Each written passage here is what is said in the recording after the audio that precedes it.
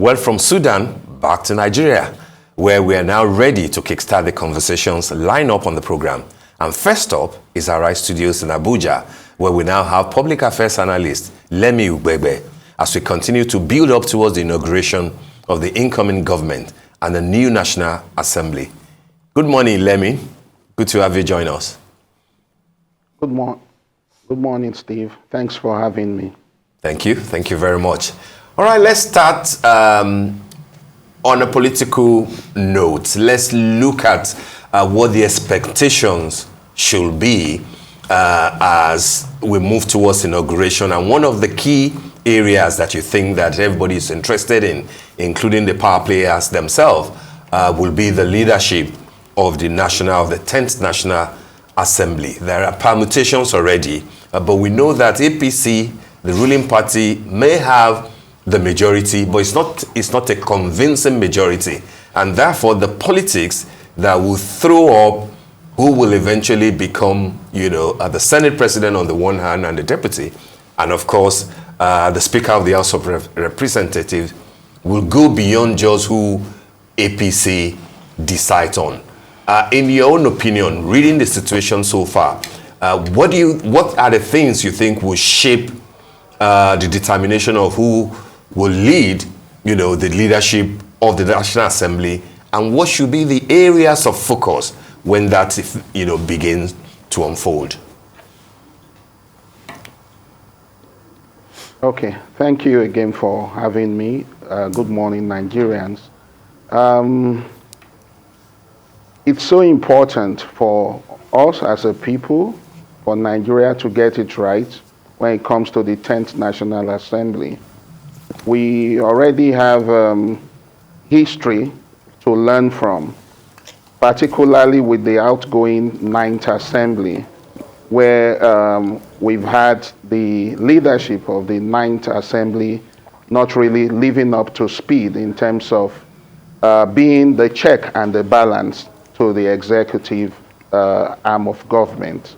As a matter of fact, the 9th Senate, particularly, or 9th National Assembly, chaired by the outgoing Senate President, Ahmed Lawan, told us clearly that he was definitely committed to granting every request made by President Muhammadu Buhari, because in his view, President Buhari has good intention towards Nigerians, and so they will grant everything and anything he brings before them. The result of it is what we've seen, where they have borrowed Nigeria. They have borrowed Nigeria into so much debt, and we are going a sorrowing, because he who goes a borrowing goes a sorrowing. There's no check. There is no vetting of anything brought by the executive, because, of course, the 9th National Assembly felt, particularly the Senate President, felt a sense of undue loyalty, because the circumstances that threw him up was the circumstance of the President saying, we do not want to make the mistake we made in the 8th Assembly that gave emergence to people like then Senate President Bukola Saraki emerging. Yes. That said, we must get it right that the position of the Nigerian Senate is not necessarily that leadership of the Senate or the Senate itself becomes adversarial to the executive, to the president. No. The Senate, in doing its work well, oversighting the work of the executive and vetting what goes on, would be supporting the executive and the president, incoming president, to do its work well. It's like a check and balance. It's like a watchdog. A partner does not need to be a partner that agrees to everything you say, that does not have a contrary view or a guide. So we need to get the leadership of the National Assembly right for us to be able to get. So when you ask about what agenda we should be looking at, the first agenda is to set the agenda of members of the National Assembly, the lawmakers, taking a decision on who will be their principal officers from a position of loyalty to the people of the Federal Republic of Nigeria, and not loyalty to the president, incoming president.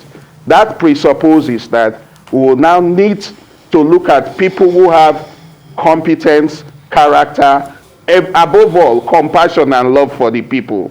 What we had in the outgoing Ninth Assembly, it's just people who were predominantly people who wanted to serve themselves, not to serve the country. And so we need people who have compassion. And we also need to have a balance in terms of trying to balance the equation out. We have an incoming president who is from the Southwest. We have a vice president who is from the Northeast. So we need to look at all the agitations across board and see how we can bring equity, fairness, and inclusion into play. That said, we know that the politics has been throwing up a lot of reports and speculations in the newspapers and social media platforms. From grapevine, I am aware that originally the incoming president or president-elect favors the emergence of a Godswill Akpabio from the South-South. My personal sentiment is that we really need to balance it out better. The Southeast ordinarily, I would say, my sentiment favors inclusion of the Southeast into the major leadership positions. That means Senate President ordinarily, by my sentiment, should go to the Southeast. But in seeking inclusion, I also am somebody who really believes there must be a balancing act. There must be a consideration of merit. Now, if you talk about that, the consideration by governors, by lawmakers, is for this position of Senate President to be zoned or micro-zoned to the Southeast and South-South. Any of them could emerge. But if you look at the current major players, the two persons who are likely to emerge, Senator Godswill Akpabio from the South-South and Senator Orji Uzor Kalu. Now, if I say my sentiment favors the Southeast because of the agitations and a need for Nigeria to say, people of the Southeast, you are part of us, we recognize you, we'll give you a major position in the Senate as Senate President, we still need to look at the credibility and how the persons who are being thrown up can represent the interest of their people. How much goodwill do they enjoy from their people? Okay, for instance, at the elections, the general election, you saw that the people of the Southeast came out en masse to vote their own son, Mr. Peter Obi, in. Now, do we have anybody in the Senate that can win that kind of love and attention and camaraderie from the people of the Southeast? Now, the major person being thrown up is Senator Orji Uzor Kalu. However, I know as a fact that Orji Uzor Kalu does not enjoy the kind of support from the Southeast that will make people come out and say, okay, they've given Orji Uzor Kalu, they've given somebody who will represent our interest. I do not believe he enjoys that kind of position. Unfortunately, the politics we are playing is the politics of compensation. It's not the politics of competence and inclusion. Orji Uzor Kalu seemed to be benefiting from the attempt to compensate him for whatever is done in terms of supporting. However, if we look at the Southeast and we say we want to give it to the Southeast, we want to drum support for the Southeast, I really do think that there is Senator Osita Izunaso, who also, I believe, enjoys more support from the Southeast than Orji Uzor Kalu. Yet, the equation being played out, the game being played out in APC currently is the game where it is either Godswill Akpabio or Orji Uzor Kalu. So if we are going to limit it to these two people and leave Osita Izunaso out, then there is a need to look the way of Akpabio, because Akpabio enjoys a lot of support from the South-South. So I ordinarily will say let's go the Southeast for the Senate presidency, but I do not think that the person of Senator Orji Uzor Kalu enjoys that kind of unanimous goodwill from the people of the Southeast. So I would pander to the agitation for it to come to the South-South, Godswill Akpabio. Now, if that goes to the South-South, God's with Akpabio, there's a need to also look at the North Central for the Deputy Senate President. Already, at APC, a group called APC Integrity Group had come out unanimously to say they want Senator Shehu Sani Musa to Sani Mohammed Musa, Senator Sani Mohammed Musa, to be the Senate President. They wanted it, but I understand from all of the readings that I've done that Senator Sani Musa said that he believes in fairness and equity and does not believe that somebody he believes that somebody from the Southeast should be the person who should be assuming the position of Senate President. So I've done a lot of reading and digging up, and I really do think that for Deputy Senate President, we balance it out and give it to North Central. So we go to Niger East and look at the person of Senator Sani Mohammed Musa and give him, for balancing act, for inclusion, the position of Deputy Senate President. This is because, of course, he has one of the major criteria that I think we need for leadership of the 10th National Assembly, which is compassion and love of the people. He's demonstrated it largely, and beyond the fact of his compassion, he also is a very competent lawmaker. In the outgoing 9th Assembly, 21% of the bills brought by the North Central was done by him. Personally sponsored 26 bills in the National Assembly. And so, he does not just have the competence as a legislator, he has also demonstrated to us by various ways that he is also a compassionate leader. All right. In saying that of him, I want to remind Nigerians that the beavers we talk about today that changed the equation for election in our country was first introduced by Sani Musa as card reader technology.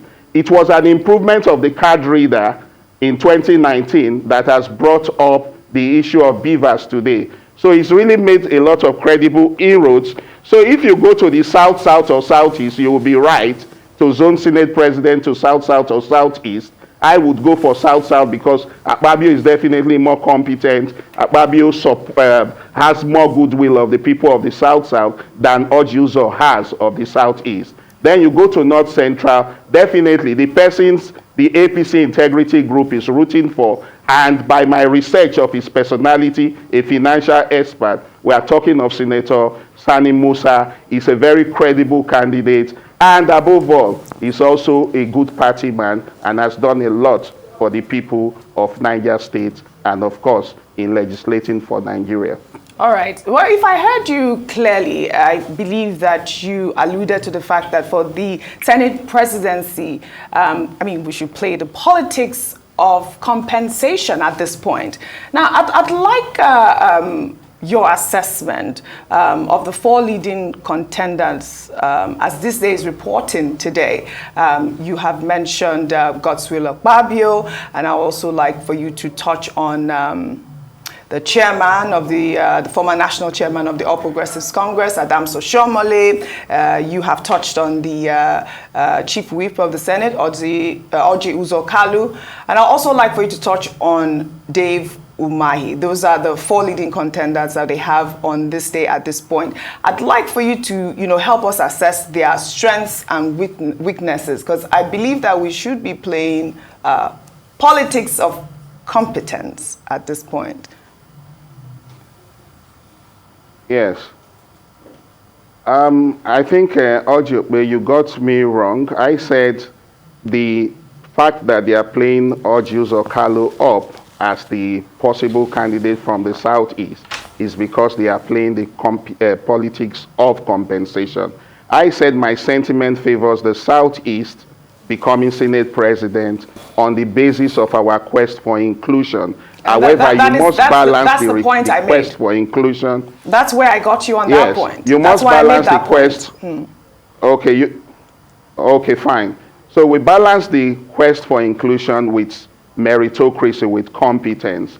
And so let's look at it. What is the practice really in the National Assembly. You cannot bring, no matter how experienced people like Adams Oshomole and David Umahi are in governance, in public affairs, they are first timers in the National Assembly. And by that, they do not have the experience, legislative experience, to even feature at all. If Adams Oshomole had been there maybe in the last National Assembly and is coming back now, of course, he would be the natural person to go to, of course, with if he can tone down on some of his own. You said I should talk about weaknesses. He would need to be a more conciliatory person. He would need to be someone who is more measured in his language. He will not have combustible languages that he uses, and try to carry people along. As the former APC national chairman, you know that Adams Oshomole was more of a storm in a teacup. He was more divisive. There was a lot of infighting, and he had to quit the office. So he wouldn't even feature, one, because he's new to the National Assembly, so he should not even feature among the people we are considering. The same goes for David Umahi. David Umahi, it's a legislative neophyte as we speak. He has never been in the National Assembly. So minus his weaknesses, those two particular factors knock both of them out. So when you talk about the two people who really, if we talk about the four by this day newspaper, two people just stand out. One, Godswill Akpabio. Two, Senator Orji Uzor Kalu, because they've been in the Senate before. So they have that head start. They have the experience to lead a legislative house. So if we are talking about both of them, then I already spoke largely about Senator Orji Uzor Kalu, who I think does not enjoy that kind of support that would have made us say, let's give it to the Southeast. It's politics of compensation that is making Orji Uzor Kalu's name come up. Otherwise, Senator Osita Izunaso has been long enough in the National Assembly and enjoys a lot of support, and is actually much more credible in my candid opinion. But you have Godswill Akpabio. By and large, all of the circumstances that led to his emerging is that we saw the controversy, and we do not want people with controversy. Unfortunately, Godswill Akpabio and Orji Uzor Kalu already have issues with EFCC and all that, and all of these issues are of concern. We do not need principal office holders like the Senate President to be somebody who has some things he has to account for in terms of EFCC investigation and prosecution. Because, of course, when you are in that situation, if you do not pander to what the executive, the president, incoming president, and others request of you, they can use that as the bargaining chip to compel you. So, and remember the basis upon which Godswill Akpabio emerged. There is no Nigerian living today who is not aware of all of the drama that led to him picking up the ticket. If we go by law, we should not be allowing people who have emerged, who did not originally run for the primaries to pick up a Senate ticket, to actually emerge as senators. We have the issue of Lama, we have the issue of Godswill Akpabio, by all of that. So if we go by it, the only person among both of them who has credibility of how he picked his ticket and emerged is Orji Uzor Kalu, yet I do not agree that he's competent enough. So if their colleagues in the National Assembly, especially the Senate, want to do it right and do it well, they should look outside of that. And I think that the president-elect and the minders at APC should look outside that and look at more credible people from the Southeast and the South-South.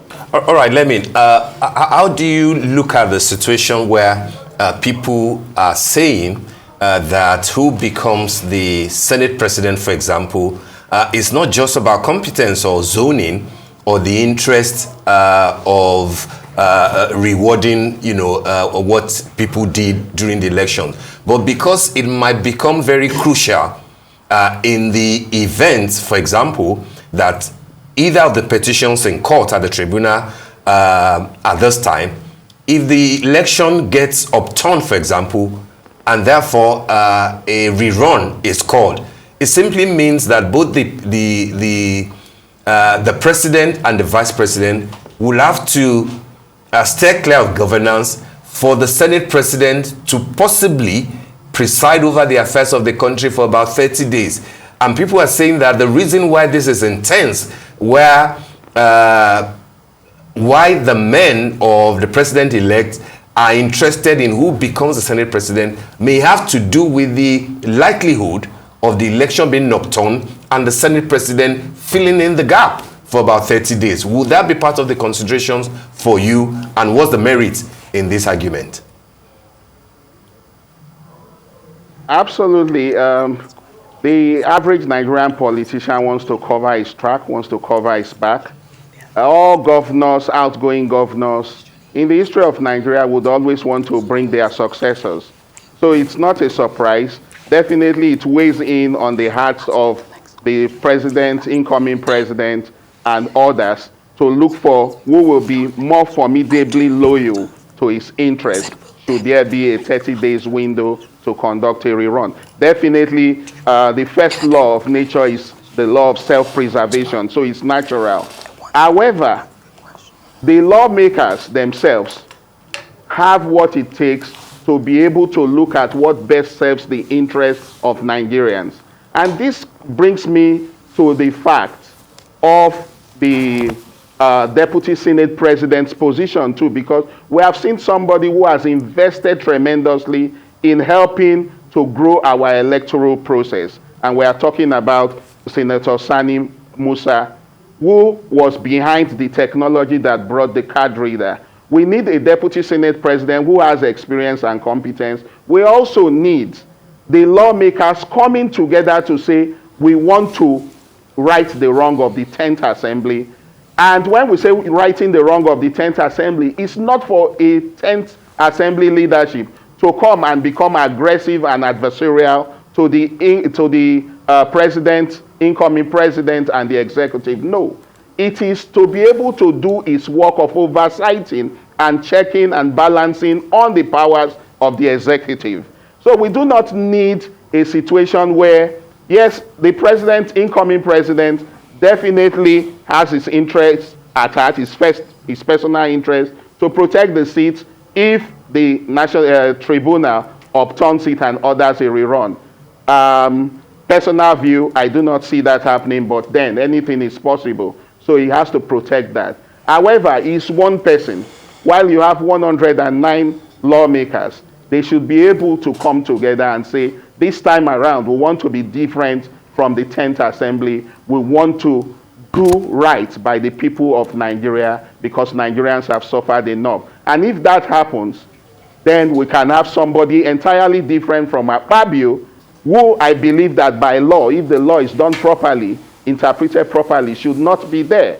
And Ojus Okalu doesn't enjoy the respect of the people at the Southeast. We need to look beyond them. The lawmakers need to look at people like Senator Osita Izunaso. And of course, I am definitely interested in the fact that the Deputy Senate President should be microzoned to the North Central. And a man who is formidably competent and has helped the electoral process this far, Senator Sani Musa, should be able to get the position of Deputy Senate President so that there's a balancing act in case the Senate President who is elected decides to just completely pander to whatever the incoming president decides to bring before him, even 30 if there was to be a rerun ordered by the tribunal, which I do not even see happening anyway. But we're looking at stakeholders arguing that they're considering for the Senate president will further boost the chances of the APC to regain its stronghold of Okano and other northwestern states, which the party has already lost to opposition parties like the NNPP. So do you think that maybe some of the leaders of the party, including NWC members, advocating that the contribution of zones in terms of votes should be the yardstick of determining the zoning formula? And very quickly, how can the incoming administration ensure that this zoning proposal, this whole back and forth as to what zone should get the Senate presidency, does not become a tool for rewarding political allies or blocking the aspirations of qualified candidates from underrepresented regions? Okay, interestingly, the president-elect or incoming president does not have a vote. So whatever politicking he plays behind the scene, you have 109 lawmakers who should be able to say they have a mind of their own at some point. We should be able to look beyond what the incoming president is saying and say, okay, what best serves our interest as a people? If that is done, then the president can only be persuasive in saying, help, let's look at this, let's look at that. But ultimately, the 10th National Assembly, because Nigeria is so divided now, Nigeria is so polarized now, there is so much trouble, and that's part of the reason we kept calling on this outgoing president to kindly do away with the population census he was trying to conduct, because where people are so divided and people from the southeast who are in, for instance, Lagos, says, I will not offer myself to be counted for what will be done in Lagos. I'd rather go to my home state and be counted. We are so polarized now, so we need, while promoting inclusion, we need to be guided by the milk of human kindness. We need to be guided by patriotism to say, what will best bring Nigeria together? If the APC government delivers, then it is an easy thing to have people want to join APC and even say, okay, in the next election cycle, we are going to support APC. But of course, we've had the last 8 years of APC under President Muhammadu Buhari being so much promises and nothing to show for it. After all of the noise and promises, what they were going to do with their manifesto and all that, today they come, the president's spokespeople will come and say, that old manifesto you saw, it wasn't authored by the president. They are disowning promises they had made. Promises like 1 refinery per year being revived. With all the money voted, these are not done. So we need a 10th National Assembly, not just by the leadership emerging by the principle of inclusion. We must balance the inclusion with competence. Now, competence for me is compassion, character, and ability.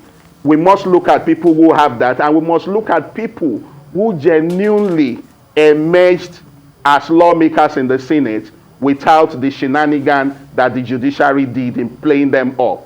If anything, people like Godswill Akpabio and Ahmed Lawan should ordinarily not even be in the Senate, not to talk about vying for positions, because they emerged in a way that Nigerians know should never happen.